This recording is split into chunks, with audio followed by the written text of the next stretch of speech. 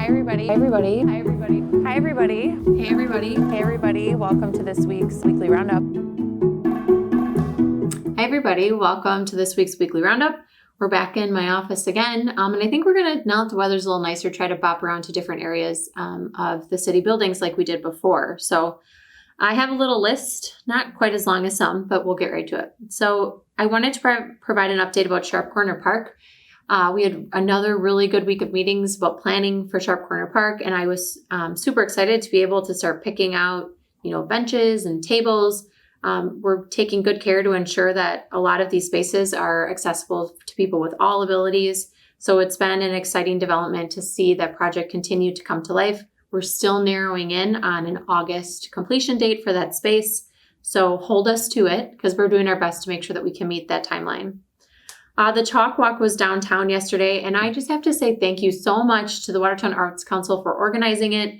It was so incredible just to see the creativity and the talent of our community members and to see people just get out and do something positive and get into all areas of our community to share just some bright designs and pictures all over the community. I love it. I hope we do it again. And thank you to the Watertown Arts Council.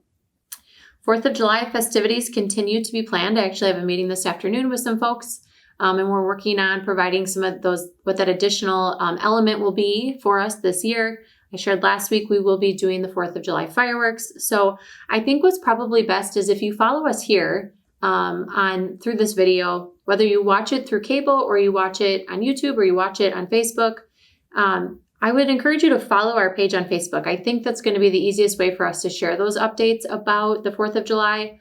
And if you don't have Facebook, ask around. Someone probably does. And ask for them to watch the page closer to the 4th of July so that we can share the information with you.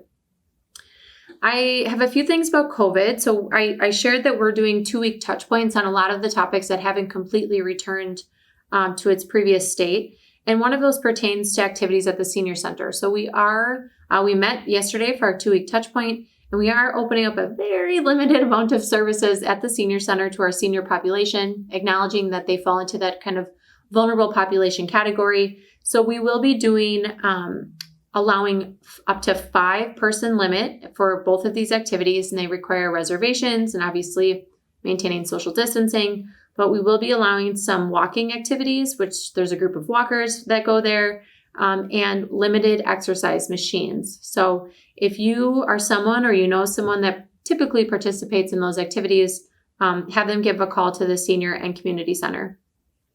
We had a touch point on adult contact sports, so things like soccer. And at this point, unfortunately, that's still something that we're not going to be able to offer. We've had very preliminary conversations about the indoor pool, but truthfully, the pool is owned by the school district, so that's going to be ultimately a decision that they'll make. And we've obviously partnered with them quite a bit throughout this whole thing, so we'll be able to provide whatever insight they'll look for from us in order to make sure that if the indoor pool opens, that we can do so safely.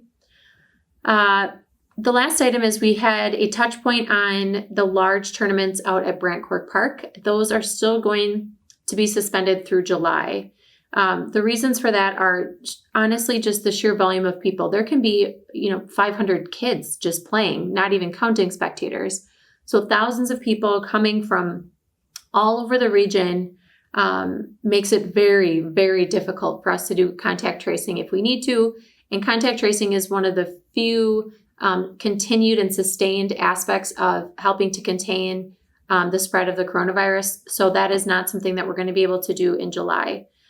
We also don't have a very good solution for gathering spaces. If we ask people to leave the field, they're not from around the area, then they'll likely gather in the parking lot or in a bar or a restaurant. So it just is a situation that we can't seem to find the right balance for quite yet. But again, that'll be revisited at our next, that one's a 30-day touch point. So about mid-July, we'll have another round of conversation about that. We had a lot of demand for youth programming, baseball, softball. The registration is open and it's coming in slow. So I would encourage you to take a look at the Park and Rec Facebook page and their website, or give a call if that's your preference to the Senior and Community Center, and they can provide you with the information on getting signed up for youth programming. We mobilized RecDesk about a year ago, which is an online platform for registering. I use it. It works very smooth. So I would encourage you all to check that out. We were supposed to have a mayor meetup today. I realized it's a Friday night, and who wants to come to a mayor meetup on a Friday night? And the space we are going to do it in is a business that's visited quite frequently. So we moved the mayor meetup to later in the month, I think like on a Tuesday, and we'll host it here at City Hall. But that one is in the evening for people who can't get to the mayor meetups that we have during the day. This week, a really big milestone for the library was met. The library has now completed all the dealings with the property owners and renters on the areas that they've purchased for the expansion of the new library. So that's a big win for the library to be able to have kind of a clean, clear path forward in continuing the library expansion and renovation project. Last, I just want to share that we are seeing a slight uptick in COVID positive cases. Some of these have come from gatherings, whether it was a Memorial Day gathering or just people gathering together, and someone, came and wasn't feeling quite right, but not too sick. And we're now seeing spread from gatherings like that here in the community and in both counties. So going into Father's Day weekend and knowing that we're having graduation parties, I know it may seem hard to have me continually asking you to do this or to think about it. But even though, restrictions are being eased, the virus is still in this community. It is still spreading.